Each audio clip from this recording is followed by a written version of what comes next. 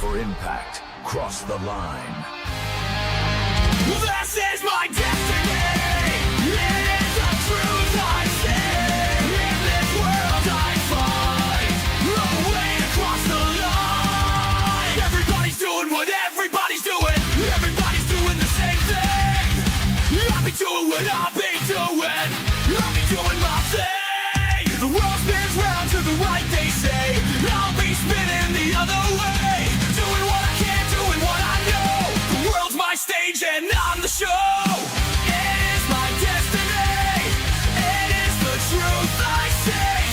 In this world I find a way to cross the line. No possibilities for originality. Don't be left behind. Go ahead and cross the line.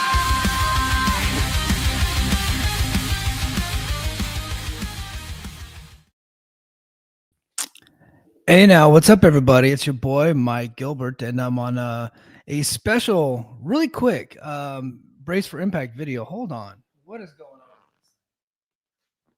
All right, sorry about that. A really quick video update. I had read an article earlier and I was like, I don't think I want to wait till Thursday to talk about it. And I had read the article after I went live on Patreon. So go to patreon.com/the Mike and JD show. I did a whole 30 minutes with just the Patreon subscribers. We talked about a big spoiler in on NXT next week involving a TNA title. So we talked about that. We talked about the Jacob Cohen situation where he was kicked out of the event and TNA has taken steps to make that right. So that's good. I also discussed Ariel Helwani's interview with Tony Khan on his show yesterday. We kind of went through all that. And then I actually reviewed NWA Power. So if you want to hear me, I don't know why you would want to hear that, but if you would like to hear me review NWA Power, it's on Patreon, patreon.com/the Mike and JD show. But after that, I ended up reading an article from cordcutters.com. And I wanted to discuss it with you guys because it's in relation to TNA's potential. And I want to foot stomp. That's an old military thing. Whenever you're in a military course and they have something that they want you to write down or they want you to remember or commit to memory, they'll do a foot stomp. So I want a foot stomp that it is a potential deal. Now I think Mike's guess is that they're going to ultimately end up on CW. That is my guess. I think this whole thing has been gearing towards CW, and that AMC is in fact a what did Blake call it? A stalking horse. The AMC is essentially a stalking horse. And what is a stalking horse? It's basically a third party that's being brought into a negotiation, and it's essentially going to be they're negotiating with that third party to possibly get something more out of their primary target, right? Which would be the CW. That's my opinion. CW is in a lot more homes, and then if you're on CW, does that open up? CW and Peacock don't really have a relationship, but could they get a similar deal in that NXT has, where they're airing every week on CW, and then all the pay-per-views go to Peacock? And so I think that is the best deal possible for TNA. But maybe AMC is willing to give more money, and maybe AMC is they're in legitimate discussions. John Alba seems to think that yes, they are in legitimate discussions and that it's a strong possibility. And he's a serious guy. He's Sports Illustrated. Like I said, I talked about it on Sunday night with JD. Like, he and I have had our issues in the past, but I've never said that he's not like a serious guy. He is. And so what he puts in Sports Illustrated, I'm taking seriously. And based off of that article, it seems like AMC is a strong contender to land TNA.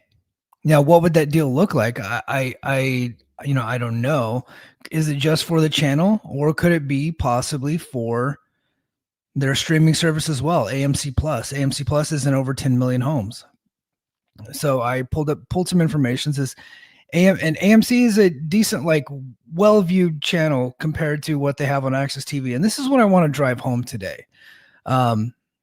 If they land on AMC versus CW, that deal is not as good unless AMC is paying significantly more money, but that deal is not as good as it would be if they're on CW, because CW is in significantly more homes. CW is already the home of NXT. I think the potential viewership you're going to get on a CW is far greater than what they would be getting on AMC.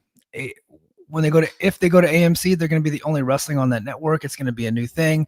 They don't exactly fit in on that network, and more on that in a second. And I got 5 more minutes. I might be able to drag this out a little bit. So if you guys are watching this and you notice my hairline's being exposed, my hats are behind me, hairline that's exposed, it's because I've been in web calls. I was in Charlotte, and I darted home, and I thought I had a 2:00, and that had gotten pushed. So I started this stream. Well, now I got moved back to 2:00, but I might just go at it a few minutes late, depending on how the stream goes. And then if you're watching live, you want to pop in the chat, go ahead and pop in the chat. But they don't exactly fit in. So here's what AMC looks like. So AMC's average primetime viewership has hovered around 200,000 to 300,000 viewers in recent years, based on 2024 full year data showing about a 317,000 average viewers, down 14% from the prior year. And more recent 2025 figures indicating around 215,000 during primetime slots. And it's a mid-tier among cable networks, and most recently it was ranked around 35th in overall popularity. And as of late 2024, AMC was available in approximately 60 million U.S. paid TV households, down from about 65 million the previous year, reflecting ongoing cord-cutting trends. Okay, so that's what we're looking like if TNA ends up on AMC. So Raymond McCain, who is on a website called cordcutters.tv, I believe that's the name of the website. If I got that wrong, I apologize. Says that he has an article that says AMC reportedly eyes a new frontier with live sports entertainment, and introduces the story and talks about John Alba's story. So he's not introducing any inside information on this, and I will link it in the description. He's not introducing any inside information, but what he is doing is elaborating on a television side, because that's what he does. He writes about the television business. So he's elaborating on the television side and what it would look like for TNA. So he said, AMC's struggles make wrestling an attractive bet. So for years, AMC has been known for prestige dramas, cult favorite series, and genre shows, not live sports or sports adjacent programming, but 2025 hasn't been kind to the company. That's important. And adding TNA would be a rare opportunity to reinvent part of its lineup. Earlier this year, AMC Networks reported subscriber declines, ongoing revenue pressures, and a continued loss of traditional cable customers. The company has sought to raise hundreds of millions in financing and even noted a steep 200,000 subscriber drop in Q1 across its services. A partnership with TNA would give the wrestling organization a larger audience and help strengthen viewership for AMC programming. And so that's important. Let me say that again. A partnership with TNA would give the wrestling organization a larger audience. So TNA is seeking out a larger audience than what they have on Access TV. And AMC would be significantly larger than what they would be getting on Access, right? And then it would also help strengthen dedicated viewership for AMC programming. So AMC is struggling right now, and they need something.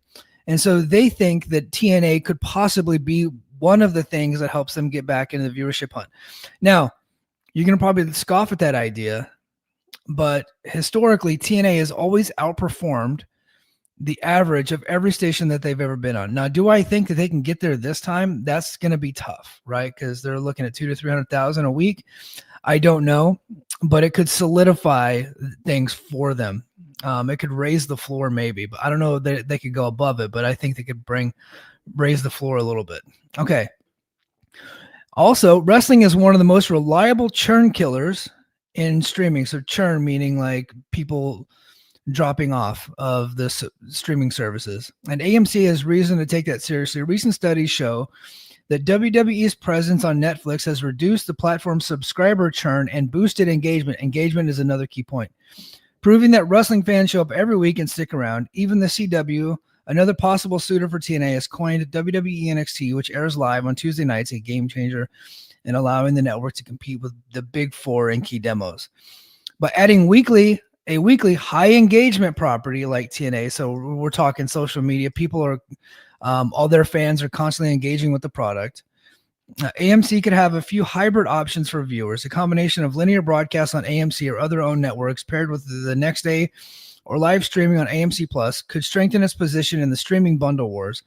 Pairing AMC's reach with TNA Plus for bonus content, archives, or live alternate feeds, or pushing fans towards the company's ecosystem with AMC Plus exclusives is exactly the sort of move that creates repeat viewing and subscriber stickiness. So they're using essentially the WWE's model, where WWE probably didn't add that many subscribers to Netflix, but fewer people are canceling. And that was the thing that I was talking about with them possibly going to Peacock. And I got to go in a couple minutes.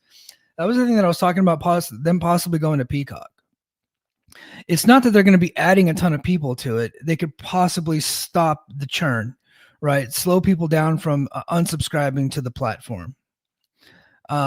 He goes on to say, industry sources expect news by the end of 2025, and all signals point to TNA making a sizable distribution move. Per the report, for AMC, bringing wrestling into the fold could be more than a novelty.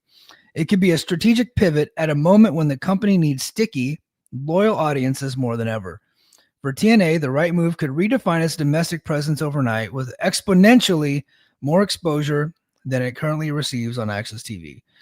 Whether AMC becomes its next home or rival bidders drive up its market value, the live, year-round episodic format of wrestling is becoming a streaming commodity, making networks aggressively rethink what kinds of content can drive engagement. So there you have it. I thought that was a great article. I'll put the link in the description. I hope everybody gets a chance to read the article. I think it really goes into detail as to exactly why TNA could be a valuable property for a prestige network like AMC, a prestige network that has been struggling lately. They're not retaining the viewership, and their streaming service, which again has 10.5 million subscriptions.